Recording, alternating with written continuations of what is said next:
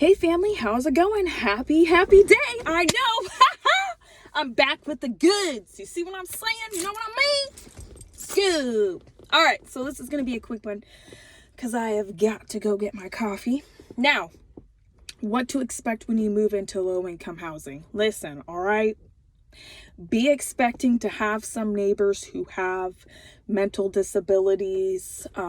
They could have substance abuse problems.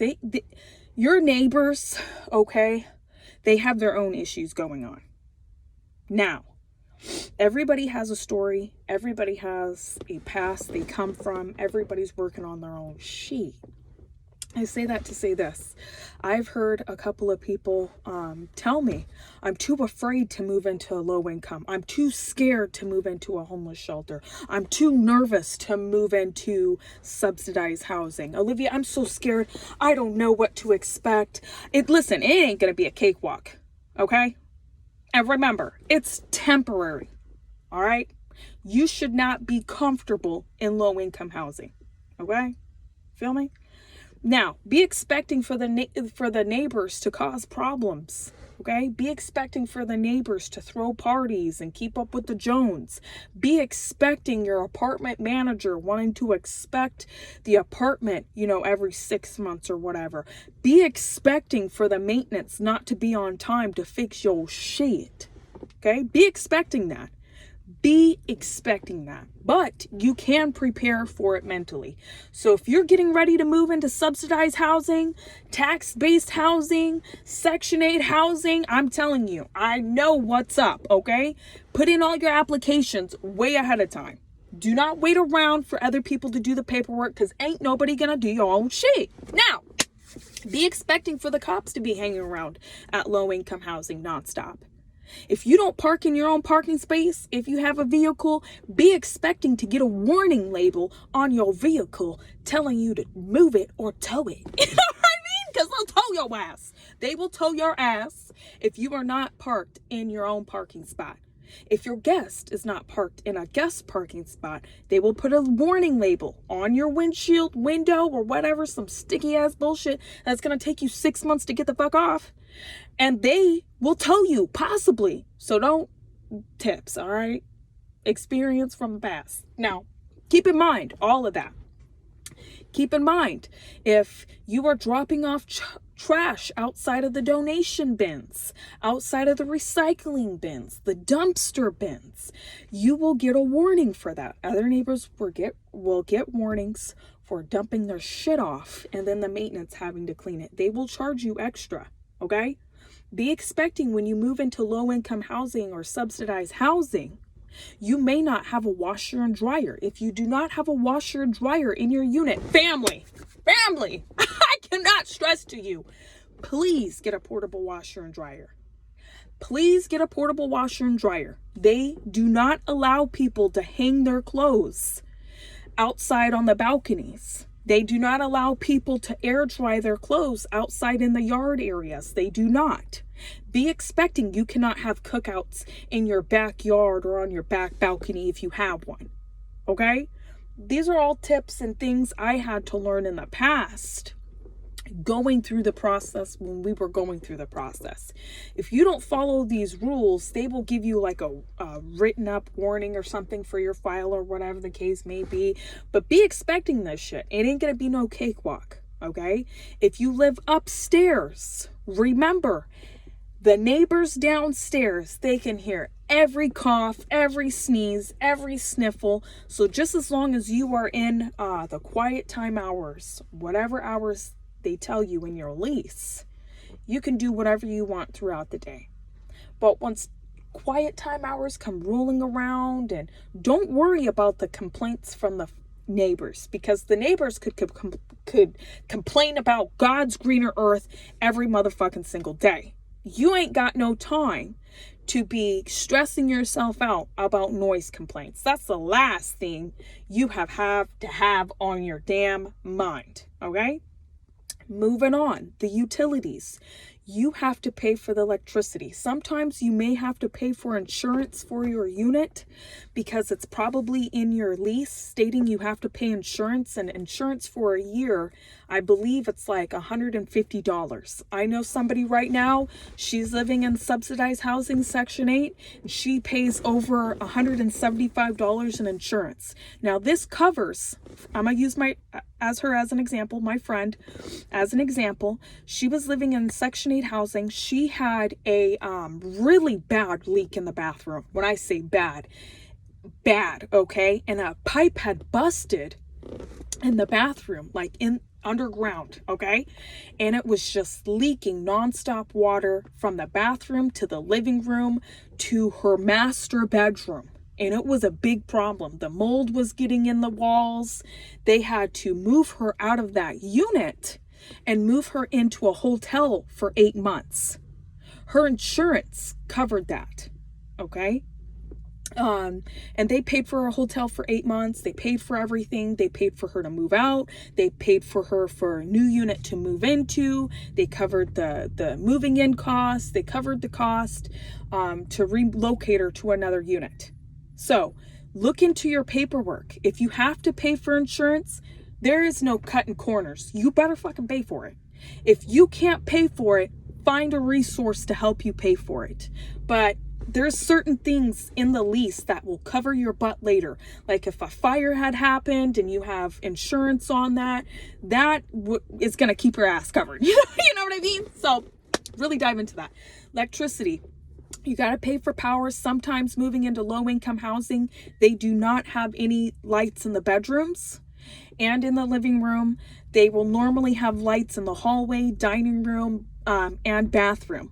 So keep that in mind. If you need to get extra lamps and shit like that, or wall lights or LED lights or whatever the hell you want to call it, please do that. Because sometimes these units do not have lights in certain areas of the unit because of the power, the major factors, okay?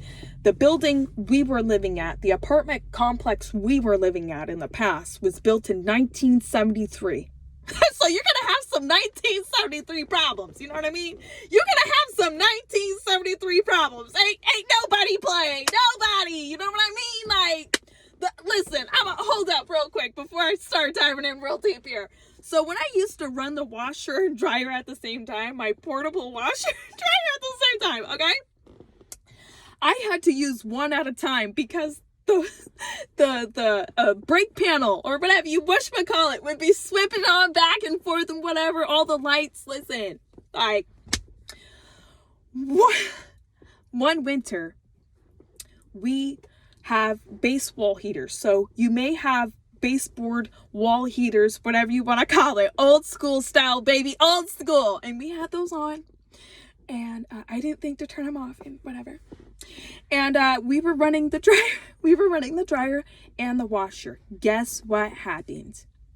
Yep, I know. I know. And it was in the middle of the night, okay? And it was freezing cold in the winter. The whole unit lost power. Not only my unit, but the unit across from us. And not only the unit across from us, the unit on the other side, on the left-hand side. Remember, there's plenty of units in apartment complexes, okay? Half of the units in the apartment complex were out of power. Now, the power guys had to dig up out of ground because the power box was so old. It's so old, it's not able to run how it's supposed to run. I said, oh my God, we were out of power until the following morning. Okay, so keep in mind when you are in your unit, like, do your due diligence, figure out when this gangsta was built. Ain't nobody gonna do your homework other than you. You know what I mean? Okay, and another thing too, if you have a mailbox or whatever, people like to steal mail. Make sure your mailbox is closed and scoop.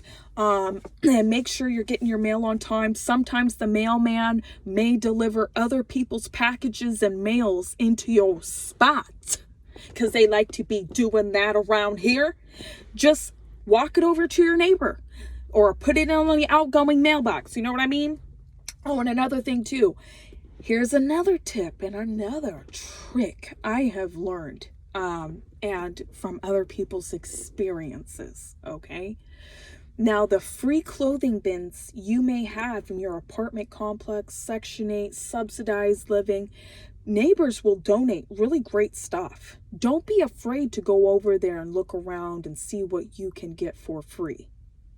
Clothes, it could be Christmas trees, Christmas lights, any type of things like that. Don't be afraid to reach out and get those resources. Remember, you are living in low-income housing. We ain't trying to keep up with no Jones. You know what I mean? Oh, yes. And since Halloween is around the corner, look into your Eastside Baby Corner. Look into your Salvation Army, Value Village. Listen to this, okay? Not too long ago, I went into Value Village and bought all 5 of my kids' Halloween costumes for $25. That's a lightning deal, baby. So do not be ashamed. Don't be too scared, too proud, too none of that shit. You know what I mean? Oh yeah, and so another tip too, if you need car seats or any booster seats, any kids shit, it's out there. Go to OfferUp, go to a Facebook Marketplace, hit up your Eastside Baby Corner. Do your due diligence. Don't be afraid to reach out. Don't be scared. You know what I mean? Don't be discouraged or none of that shit. And then here's another tip. When you are moving into low-income housing, okay? Now, everybody's going to be all up in your business. People want to know who you are. Distance yourself from the neighbors. Don't be making buddy. Don't be hanging out with keeping up with no Jones.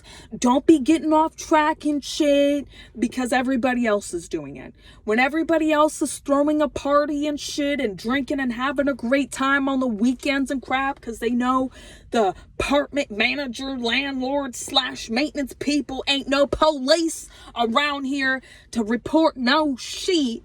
Okay? Don't be eager to be partying with your downstairs neighbors, upstairs neighbors, across unit neighbors, whatever the case may be is. You have to be on grind mode, okay? Yeah, slurp on a little bit of wine, like slurp and slurp, you know what I mean? On your own free time. Do shit in private, grind. Take care of yourself. Take care of your mental mindset. Take care of your physical health. Take care of you and your kids and you and your kids if you have kids or if you have animals. Take care of your shit first. Remember, low-income housing is a stepping stone. Do not forget that shit. It's a stepping stone. Police and shit like to hang around low-income housing. That's how your neighbors, most of your neighbors, are up to some bullshit. Okay? You cannot be into that bullshit. Do not keep up with the Jones. Do not keep up with the Jones. Okay?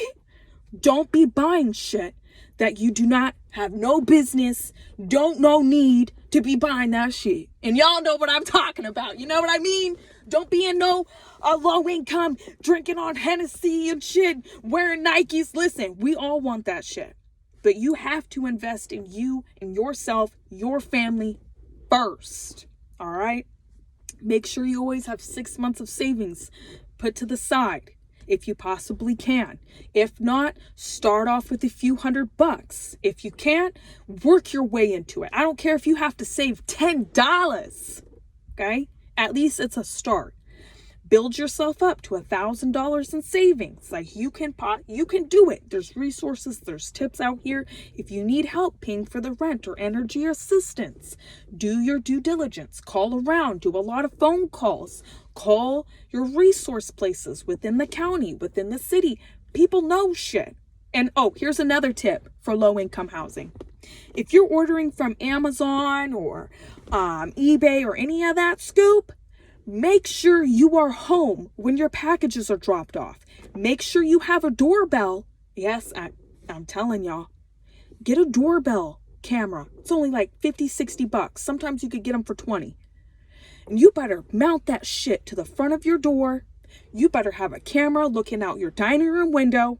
Because these homies around here, they like to post up, wait up for Amazon to be around here. And you know holidays are coming and shit. And they like to take your shit. So don't be a victim of that shit. You know what I mean?